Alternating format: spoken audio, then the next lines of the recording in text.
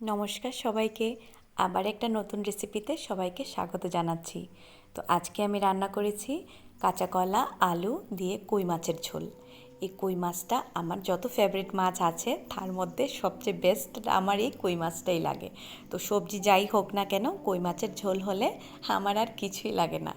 তো আপনারা জানাবেন কার কার কই মাছ খুব ভালো লাগে এবং এই রেসিপিটা ভালো লাগলে অবশ্যই ট্রাই করবেন। তো এর জন্য আমি এখানে 4-5টা 5 পিস কই মাছকে আমি ভালো করে ধুয়ে কেটে নিয়েছি। তো এখন প্যানে অল্প তেল দিয়ে দিয়েছি গরম করার জন্য।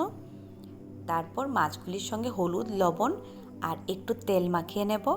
তেলটা কেন মাখিয়ে নেব? যাতে করে মাছগুলি না ভাঙে এবং ভালো করে প্যানে উল্টায়।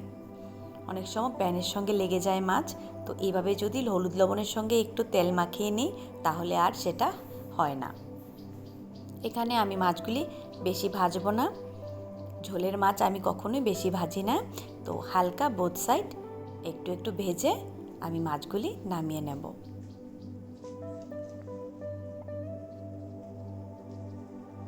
মাছগুলি মোটামুটি হয়ে গেছে, আমি বোথ সাইড ভেজে নিয়েছি।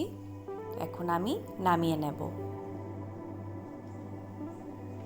আর প্যানে তো প্রায় তেল রয়ে গেছে, সেই তেলে আমি কেটে ধুয়ে রাখা আলু আর কলাগুলি ভেজে নেব। সাথে পরিমাণ মতো হলুদ আর লবণ দিয়ে আমি ভেজে নেব।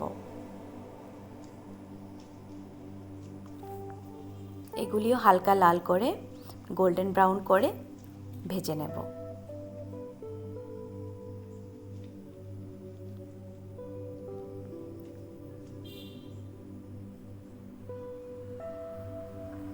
হ্যাঁ, এগুলি হয়ে গেছে প্রায় 2-3 মিনিট ভাজার পর একটু একটু গোল্ডেন ব্রাউন হয়ে গেছে। তো আমি এখন নামিয়ে নেব।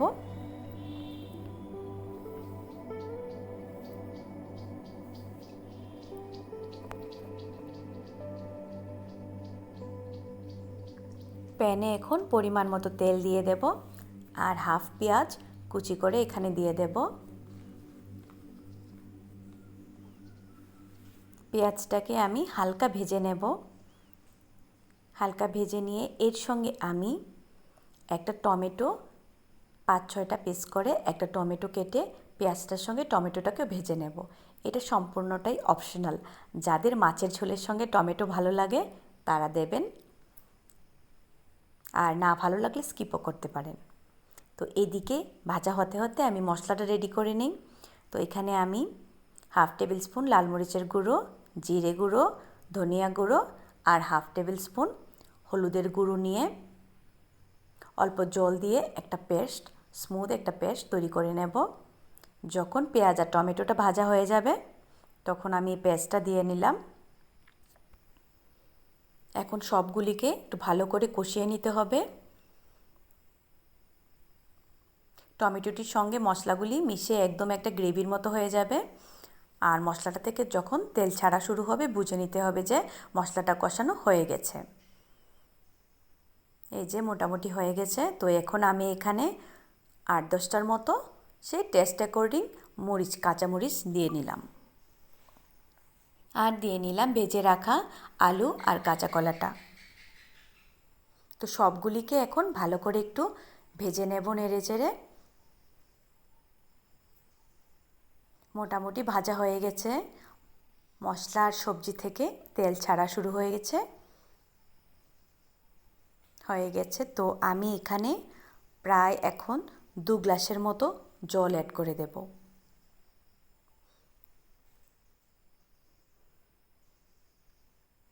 দু গ্লাসের মতো জল অ্যাড করে এখানে প্রায় 5 মিনিটের জন্য বয়েল হতে দেব। আর এই সময় আমি কি করব, লবণটা চেক করে নিতে হবে,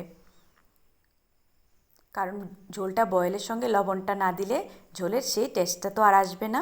তো যার যার স্বাদ অনুযায়ী, তো অ্যাকর্ডিং টেস্ট, তো লবণটা অ্যাড করে দেবেন অবশ্যই। তো এখানে 5 মিনিট বয়েল হয়ে যাওয়ার পর চেক করে নিতে হবে যে আমার সবজিগুলি ভালো করে সিদ্ধ হয়েছে কি না। সেদ্ধ হয়ে গেলে এখানে আমি মাছগুলি এখন অ্যাড করে দেব। মাছগুলি দেওয়ার পর আর বেশি সময় রাখতে হবে না, প্রায় 2 মিনিটের মতো বয়েল করে নিলে ঝোলটা হয়ে গেল। কারণ 2 মিনিট সময় দিতে হয়, কারণ মাছের যে ফ্লেভারটা আছে যাতে ঝোলের সঙ্গে মিশে একদম পারফেক্ট হয়ে যায়। তো তারপর নামিয়ে নিলাম। বাস এখন গরম ভাতের সঙ্গে সার্ভ করে দিলেই হলো।